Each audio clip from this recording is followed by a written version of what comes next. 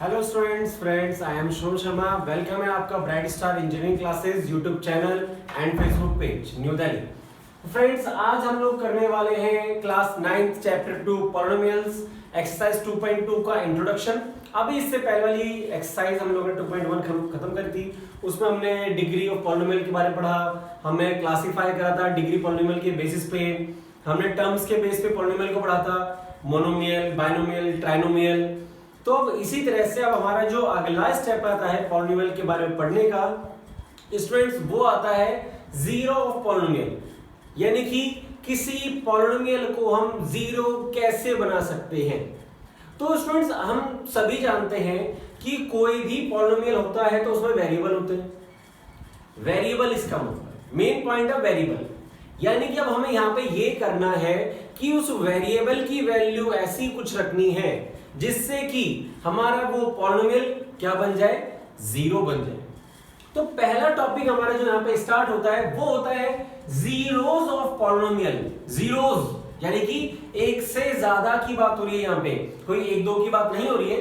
लेकिन हम एक से ज्यादा सीखने से पहले हम एक को तो सीखें कि कोई एक वैल्यू क्या निकाली जाती है, या मैं बात करूं जीरो ऑफ पॉलिनोमियल क्या होता है, जीरोस नहीं, जीरो ऑफ पॉलिनोमियल क्या होता है। तो बच्चों हम पहले पढ़ेंगे जीरो ऑफ पॉलिनोमियल के बारे में। जैसा आपको दिख रहा होगा यहाँ पे, तो इसमें जीरोस में बहुत सारी टर्म्स निकालनी पड़ेंगी, लेकिन यहाँ पे जीरो में एक टर्म निकालनी है, यानी वेरिएबल की एक ऐसी वैल्यू जो कि हम रखेंगे हमारे पॉलिनोमियल में, और वो हमारा पॉलिनोमियल क्या बन जाए, जीरो। अब वो एक हिट एंड ट्रायल जैसे हम बोल सकते हैं मेथड, कि रैंडमली हमें वैल्यू चूज करनी है, वो रखनी है और हमारा आंसर हमें जीरो निकालना है। अब हमें नहीं पता अभी कि वो क्या वैल्यू हो सकती है।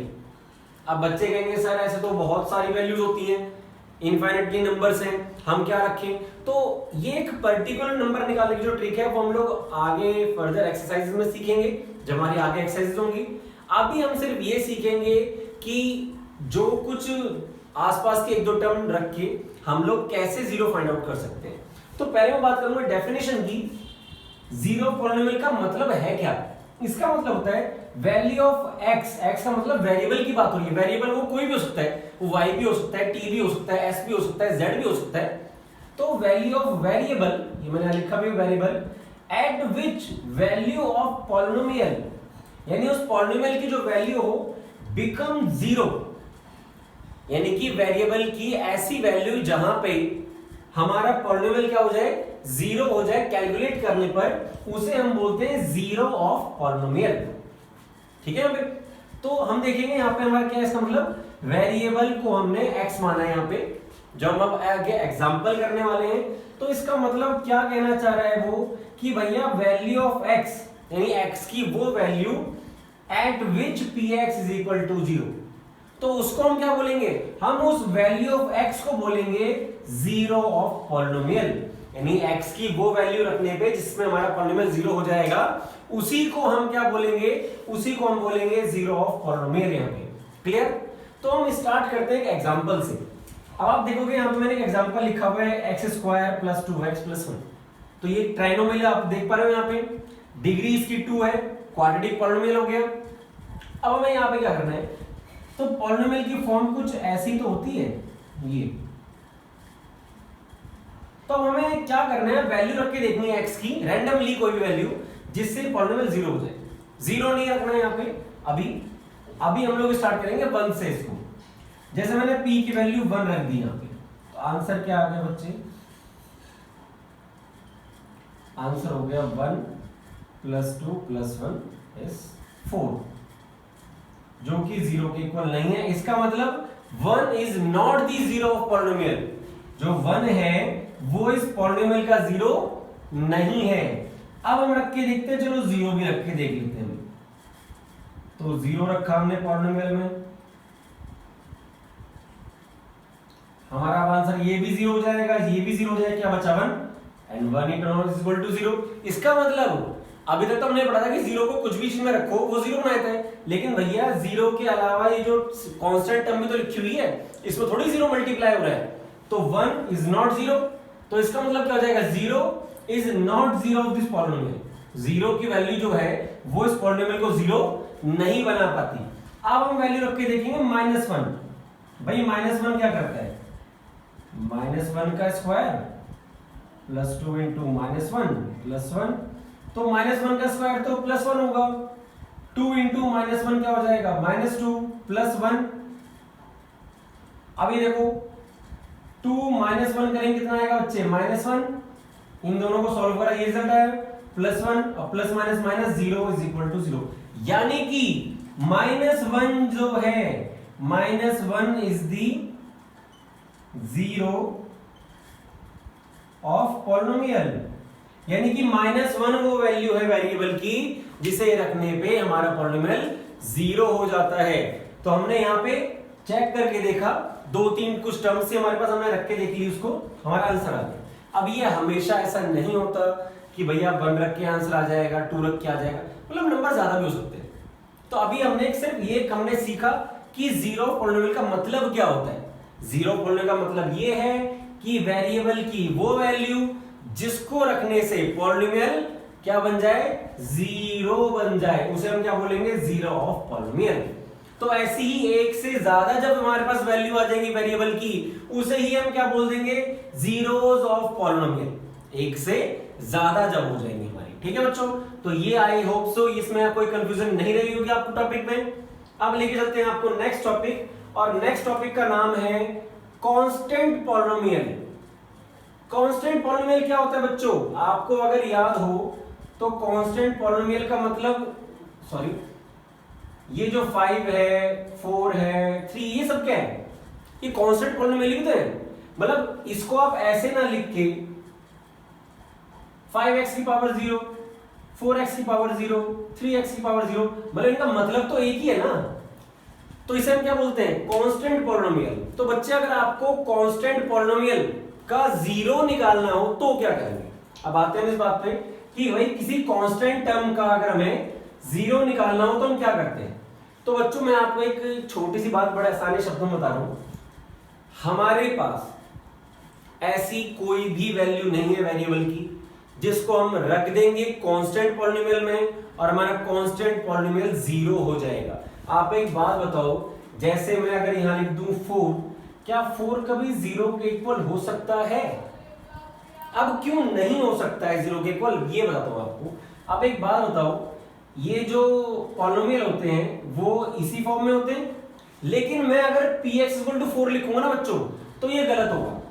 अगर मैं लिखता हूं px 4 तो ये गलत है, लेकिन मैं अगर इसको ये लिख देता हूं भैया 4x की पावर 0, 4x की पावर 0, तो ये ठीक है।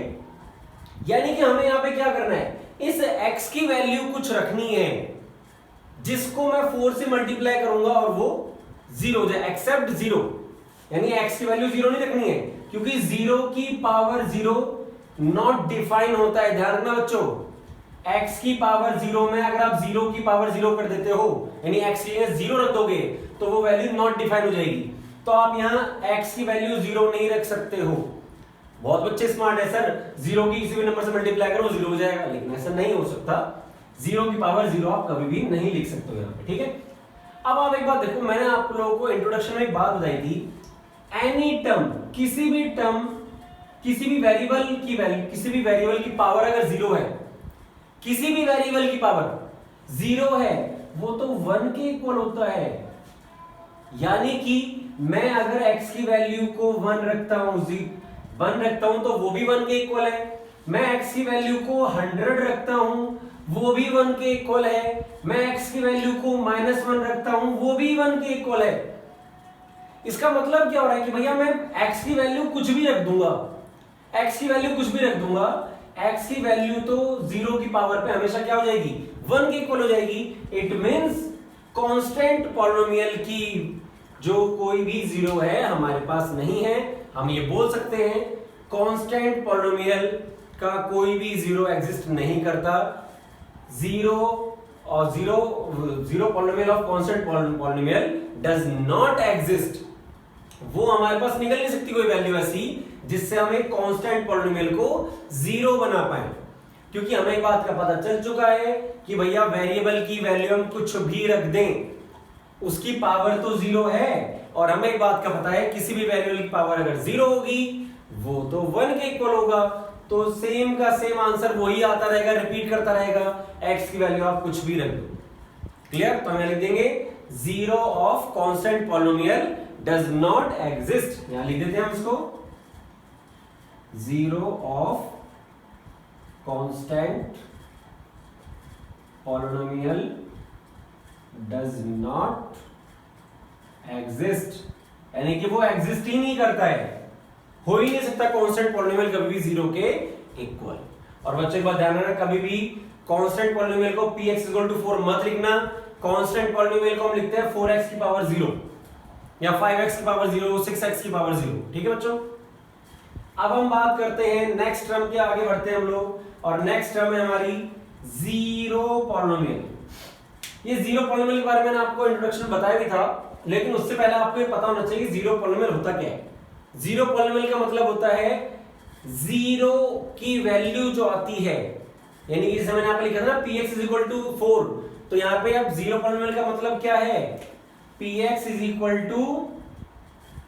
0 इंटू x की पावर 0। ठीक है? तो मतलब इसका जीरो पॉलिनोमियल मतलब जीरो ऑफ जीरो पॉलिनोमियल निकालने की बात कर रहे हैं हम, यानी कि किसी जीरो का जीरो पॉलिनोमियल क्या होगा, जीरो का, यानी हम जीरो के साथ अगर कोई वेरिएबल रखा हुआ है, उसके वेरिएबल की मैं वैल्यू क्या रखूं जिससे कि जीरो पॉलिनोमियल जीरो हो जाए। अब एक लॉजिकल बात देखो बच्चों, क्योंकि हम वेरिएबल के साथ मल्टीप्लाई में क्या लिखा हुआ है, जीरो लिखा हुआ है, और हम सबको पता है इस बात का कि भैया जीरो की मल्टीप्लाई आप किसी से भी कर दो, किसी भी नंबर से कर दो जीरो की मल्टीप्लाई, वो तो जीरो ही हो जाना है। इसका मतलब भैया आप वेरिएबल की कोई भी वैल्यू रख दो एक्सेप्ट जीरो, जीरो नहीं रखनी। मैंने बताया ना, जीरो की जो वैल्यू होती है वो नॉट डिफाइन हो जाती है। वेरिएबल की पावर अगर आप वेरिएबल की वैल्यू अगर आप जीरो रखोगे तो जीरो की पावर जीरो नॉट डिफाइन, तो जीरो नहीं रखनी है। अब जीरो के अलावा आप कुछ भी रख दोगे, आप मान लो चलो आपने रख दिया x की वैल्यू 0 की पावर 0, तो भैया तो 1 हो जाएगा, और 1 इंटू 0 क्या हो जाएगा, 0 हो जाएगा। तो यानी कि जितने भी सारे रियल नंबर हैं वो जीरो पॉलिनोमियल के जीरोस हैं, जितने भी रियल नंबर्स हैं वो सभी एक्सेप्ट जीरो, वो सभी जीरो पॉलिनोमियल के जीरो हैं। दैट्स इट, सिंपल सी बात, कुछ ज्यादा सोचने वाली बात नहीं थी इसके अंदर। तो बच्चों ये था हमारा इंट्रोडक्शन एक्सरसाइज 2.2 का। अब हम लोग स्टार्ट करेंगे एक्सरसाइज 2.2, तो प्लीज बच्चों आप सभी इसको नोट करें और हम बढ़ते हैं एक्सरसाइज 2.2 की तरफ।